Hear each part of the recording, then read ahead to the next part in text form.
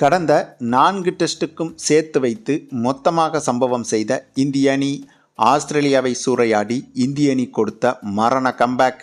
அதாவது இந்தியா மற்றும் ஆஸ்திரேலியா அணிகளுக்கிடையே தற்போது பார்டர் கவாஸ்கர் டிராபி டெஸ்ட் தொடர் நடைபெற்று வருகிறது. ஆஸ்திரேலியாவில் வைத்து நடைபெற்று வரும் இந்த தொடரில் இப்போது வரை 4 போட்டிகள் முடிவடைந்திருக்கிறது. இந்த 4 போட்டிகளில் 2 போட்டிகளில் ஆஸ்திரேலிய அணியும் 1 போட்டியில் இந்திய அணியும் வெற்றி பெற்றிருக்கிறது. மேலும் மற்றொரு போட்டி டிராவில் முடிவடைந்திருக்கிறது.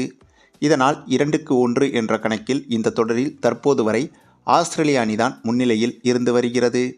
ஆகையால் கடைசி மற்றும் 5வது டெஸ்ட் போட்டியில் இந்திய அணி வெற்றி பெற்றால்தான் இந்த தொடரை சமன் செய்ய முடியும். அதே சமயம் இந்த தொடரை சமன் செய்வதோடு டெஸ்ட் உலகக்கோப்பை ஃபைனலுக்கும் தகுதி பெறுவதற்கு வாய்ப்பையும் உருவாக்க முடியும். ஆகவே அடுத்து நடக்க இருக்கும் 5வது மற்றும் கடைசி டெஸ்ட் போட்டி என்பது இந்திய அணிக்கு மிக மிக முக்கியத்துவம் வாய்ந்த போட்டியாகும். அதனால்தான் இந்த போட்டிக்கு தயாராகும் வகையில் இந்திய அணி வீரர்கள் தற்போது தீவிர பயிற்சியில் ஈடுபட்டு வருகின்றனர். ஓய்வு நேரம் போக முழுக்க பயிற்சிகளில்தான் ஈடுபட்டு வருகின்றனர். குறிப்பாக சமீபத்தில் கூட இந்த 5வது டெஸ்ட் போட்டியை முன்னிட்டு ஆஸ்திரேலிய அணியோடு வார்ம் அப் போட்டியில் விளையாடி வந்தது இந்திய அணி. அப்படியாக நடைபெற்ற இந்த வார்ம் அப் டெஸ்ட் போட்டியில் முதலில் பேட்டிங் செய்த இந்திய அணி முதல் இன்னிங்ஸிலேயே 613 ரன்கள் குவித்து அபார சாதனை படைத்திருந்தது. அதாவது இந்த 613 ரன்கள் என்பதை முதல் நாள் ஆட்டத்திலேயே இந்திய அணி எடுத்துவிட்டது. வழக்கமாக டெஸ்ட் கிரிக்கெட் போட்டிகளில் ஒரே நாளில் 300 ரன்கள் எடுப்பதே கடினம்தான். அப்படி இருக்கும்போது முதல் நாள் ஆட்டத்திலேயே அந்த ஒரே நாளில் 613 ரன்களை குவித்து இந்திய அணி உலக சாதனை படைத்திருந்தது. இதில் ஓப்பனிங் இறங்கிய ரோஹித் சர்மாவும் யாஸ்வி ஜெய்ஸ்வாலும் அபாரமாக விளையாடி ரோஹித் சர்மா 203 ரன்களும் யாஸ்வி ஜெய்ஸ்வால் 217 ரன்களும் எடுத்திருந்தனர். ஆக மொத்தம் இந்த தொடர் தொடங்கி முதல் டெஸ்ட் போட்டியில்தான் இந்திய அணி சிறப்பாக விளையாடியிருந்தது. அதன் பிறகு கடந்த 3 டெஸ்ட் போட்டிகளுக்கு பிறகு இப்போதுதான் இந்திய அணி பழைய ஃபார்முக்கு திரும்பியிருக்கிறது.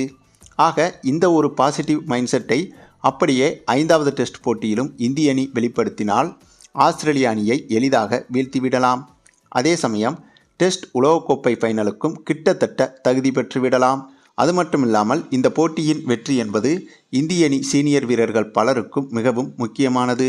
ரோஹித் சர்மா, விராட் கோலி, ரவீந்திர ஜடேஜா உள்ளிட்ட பலருக்கும் இதுவே கடைசி போட்டியாக கூட மாறிவிடலாம்.